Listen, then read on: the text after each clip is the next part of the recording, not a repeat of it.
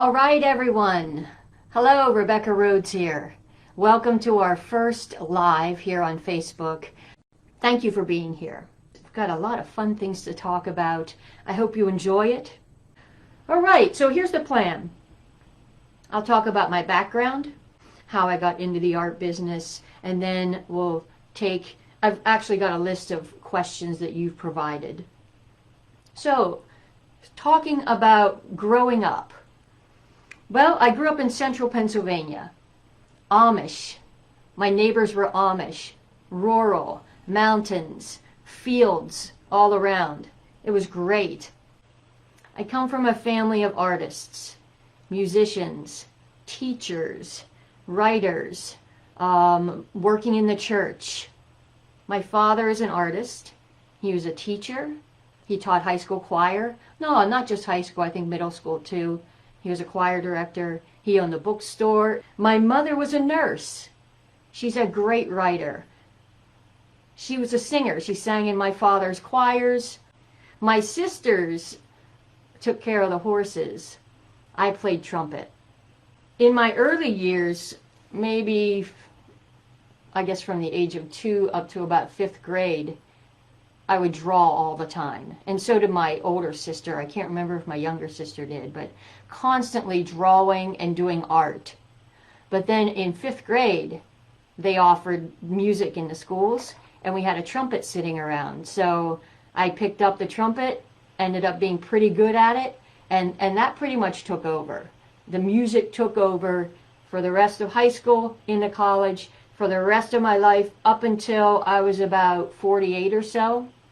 And that's when I started doing art again. It's funny how it just kind of, it just kind of hides in there and waits for the right time to come back out again. So, high school, college, I was in the band. I was in the choir, yearbook. I was the art editor in yearbook. So I guess I still did a little bit of art.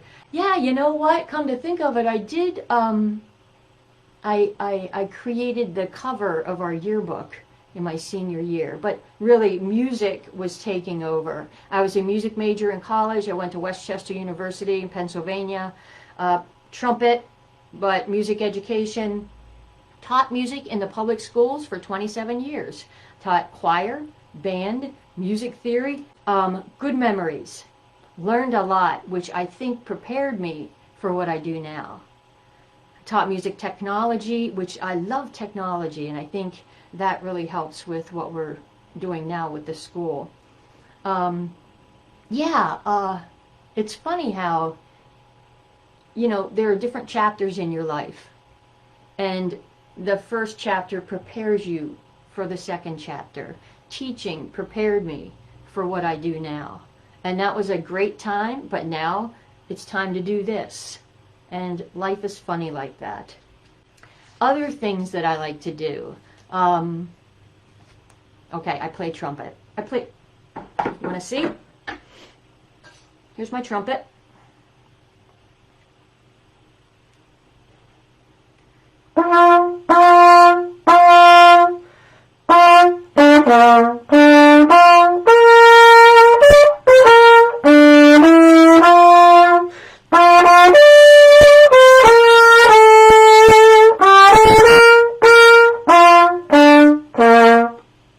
I still play once in a while in a quintet here where I live.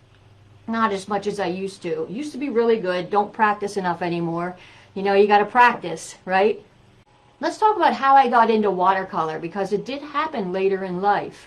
And I think it's really cool how life is weird like that, You just never know when there's something just waiting to come out. 2012. I would have been teaching for about 24 years. And I was getting tired. Being a music teacher, it's long days, performances at night, meetings at night, not a lot of downtime. And I was getting a little fried, a little burned out. I loved it. I loved the students. I loved my colleagues and everyone I worked with, but I was just getting tired. And my superintendent said, take a sabbatical. So I did. I thought, okay, I'll get my master's degree. So I took courses. I got a master's degree, but, you know, in the back of my head, I'd always thought, wouldn't it be cool to paint? So then I thought, okay, what medium? Watercolor, acrylic, oils, pastels, anything. I did a little research and I thought, okay, I want to keep it simple. I like to keep things simple. Watercolor seems to be, and I didn't know, but from the research I saw, watercolor seemed to be easy cleanup, kind of inexpensive. So I thought I'd try that. Okay, I'm going to try watercolor. Then I researched. Materials I might need. And I started out with inexpensive. I'm just looking to see if I still have any of my...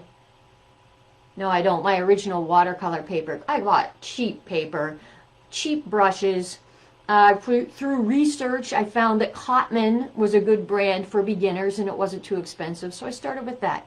Cheap paper, cheap brushes, and Cotman. And then as I realized I loved watercolor, I began to invest in the better paper and maybe better brushes. And I finally started using the professional watercolors when I realized that this is what I wanted to do.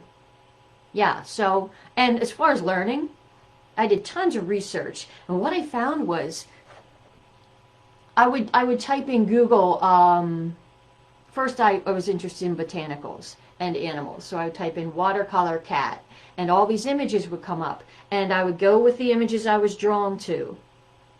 And I would find out who the artist was. Then I would look up the artist to see if they offered courses. Some did.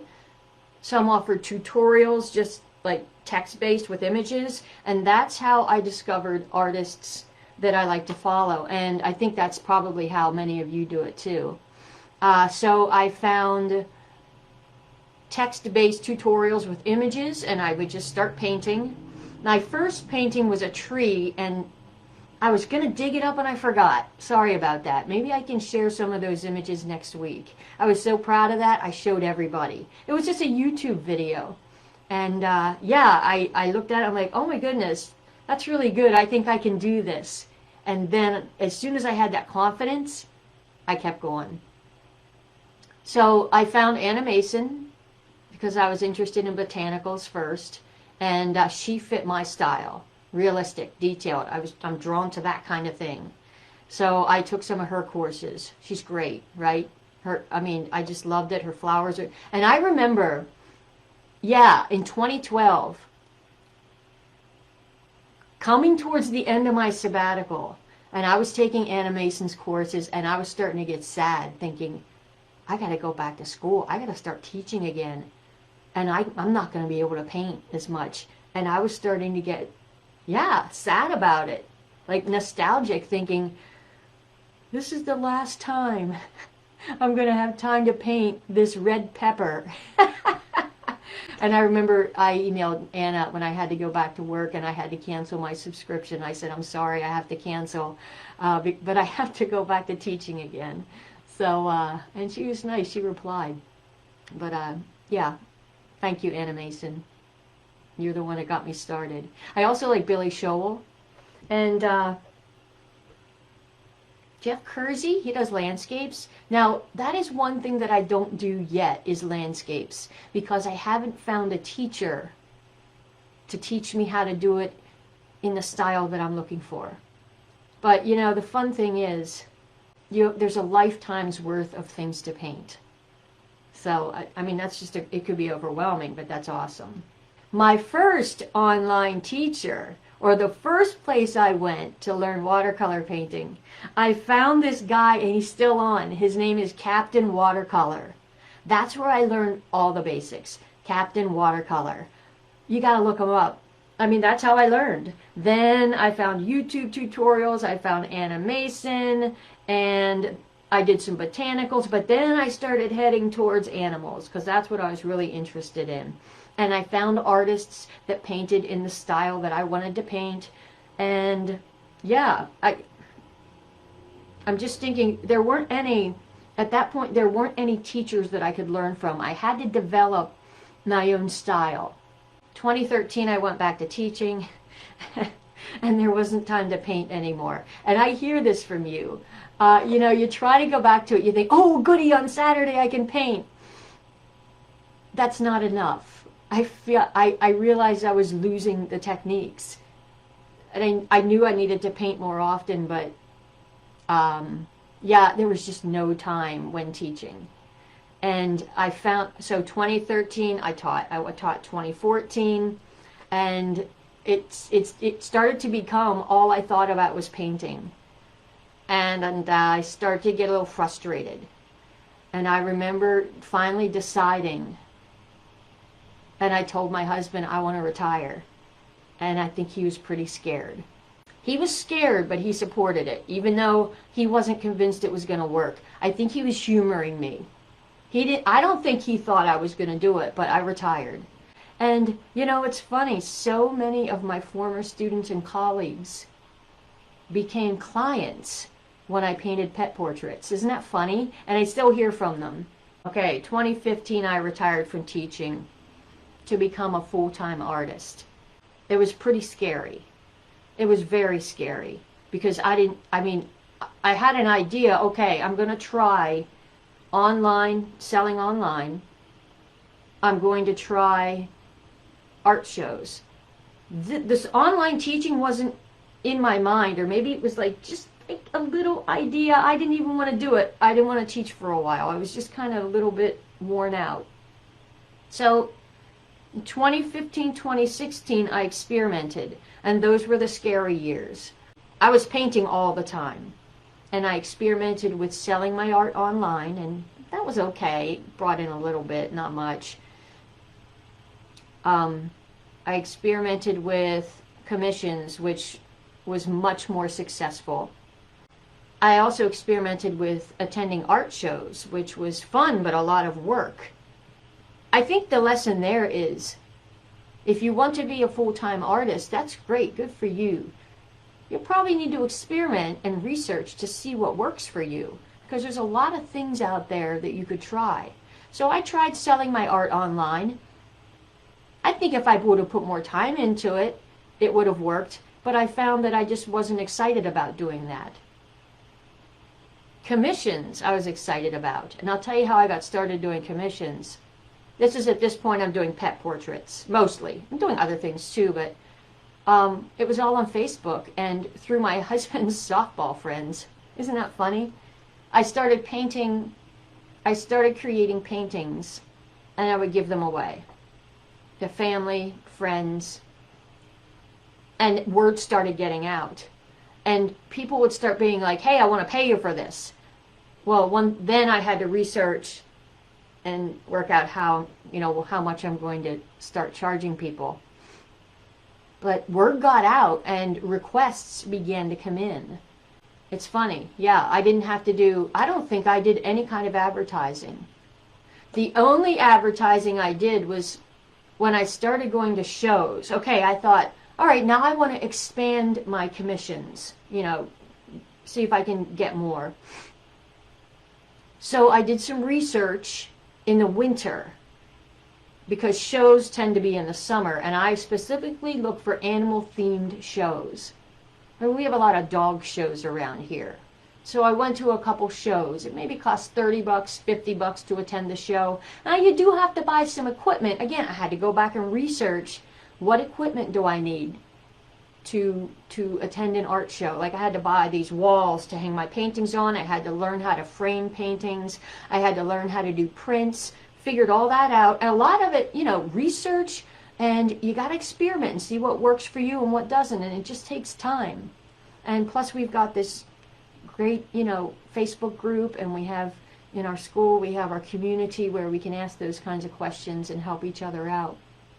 And I got a couple courses in the school too. But yeah, I attended some animal shows and picked up commissions, and that was fun. But you know what? I started missing teaching, and that's what brought me back to the school. I started missing teaching. I started researching online teaching. That must have been late 2016 or mid 2016. I found Teachable. I researched a lot, found teachable, started recording myself painting animals. First, I posted them on YouTube just to see if people were interested, and they were. My YouTube channel was successful, and that was like, okay, that's a sign that people probably want to learn how to paint animals. Then I opened in 2017, I think it was February or March, I opened a school. I created a school. I founded, however you want to say it. I put in maybe 5 videos and publicized the school, and boom, boom, boom, people started joining, started purchasing the membership. I was like, this is great. And my husband wasn't convinced yet. He's like, yeah, we'll see. A year later, it's still going. A year later, I can live on what I'm earning from this online school. So you gotta find what fits you when you want to become an artist. And it takes some experimenting, and it takes some time. But keep at it. Perseverance, that's huge. Right? You can't, you just gotta stay with it. I've had to phase out commissions, unfortunately, because I like doing them, but I just don't have time to do them anymore. I had to phase out art shows, which I also enjoyed, but boy, that was a lot of work. And I still do a couple commissions for family. And I might still do a couple art shows, but this school is pretty much my life now, and I love it. Who were your favorite artists growing up? Norman Rockwell was number 1. And there were 2 others. You ever see this book? When I was young, maybe 10 years old, I bought this book, and I still look at it. What's his name? Look up the Gnome Book. Another of my favorites. I wonder if any of you have ever heard of Tasha Tudor. She creates little animals, and I was just in love. This is an advent calendar. I would love to create an advent calendar. That's on my mind. What is your favorite tutorial from the school? Boy, that was tough because I really enjoy all of them. So, I'm thinking back. I went through the list. Okay, I really enjoyed the tabby cat. The chihuahua was fun. I love painting eyes. I love doing that little mongrel. And I enjoyed the parrot. But really, I enjoy all of them. I'll tell you what one of my favorite non-animal paintings is. Where is it? I did this for a show, and it was this size. I remember just enjoying this painting so much. You just broke it down into smaller pieces, and you painted one section at a time. It was awesome. Are you interested in something like this? Let me know. Who is your favorite art teacher? Let's see. I'm going online. Anna Mason, Billy Shovel. I love Angela Fair. Our styles are completely different, but she's just really cool. Was it always watercolor? Did I do any other mediums? Yeah, it was always watercolor. I haven't done anything else except for drawing. I wish there was more time in the day. There's so many other things I'd like to try. I'm really interested. I'd love to try colored pencil. I'd love to try, what's it called? It's miniature, and you like put gold over it. Is it embossing with gold? Illuminated manuscript. I would love to learn how to do that. Just not enough hours in the day. Do you paint other things besides animals? Yes, for art shows. As a music teacher, these are prints. People would bring in stacks of music and say, I don't need this anymore. And I hate throwing things away. So I experimented with painting on music. And I'll tell you what, people love these at art shows. I find that the older music, the quality of the paper is better. The music they sell these days on the white paper, that doesn't take watercolor. But the older paper is thicker. And I find music that is in the public domain, and I forget what the year is, pre-1920 something. I'm looking. My father had a hymnal that's in the public domain, so I would paint on hymnal pages, and I enlarged this one. This is a popular one. People are always looking for something with a hymn on it. This is a popular one. I'm trying to get around the glare. There we go. They seem to like the music that has a title on it. All right, people like guitars. These are the paintings that sold, and everything I'm showing you is a print. That one sold right away.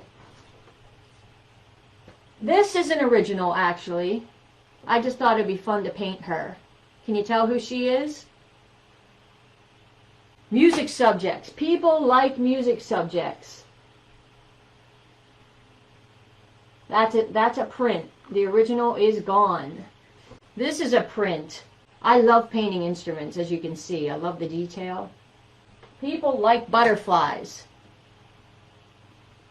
I find it fun to paint on old postcards.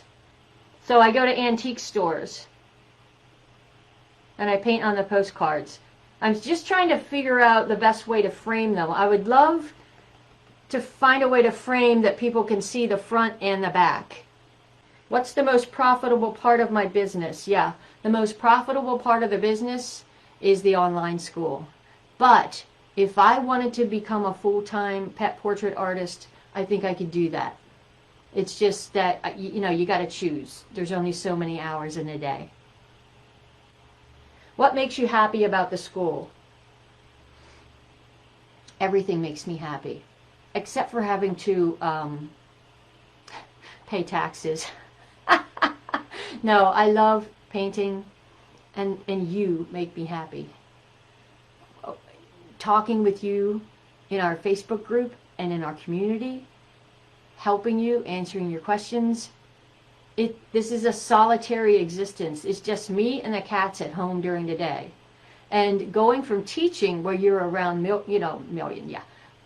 you're around a lot of people, and then going from that to working alone, yeah, it's hard. You get lonely. And I just love, I love working with you guys.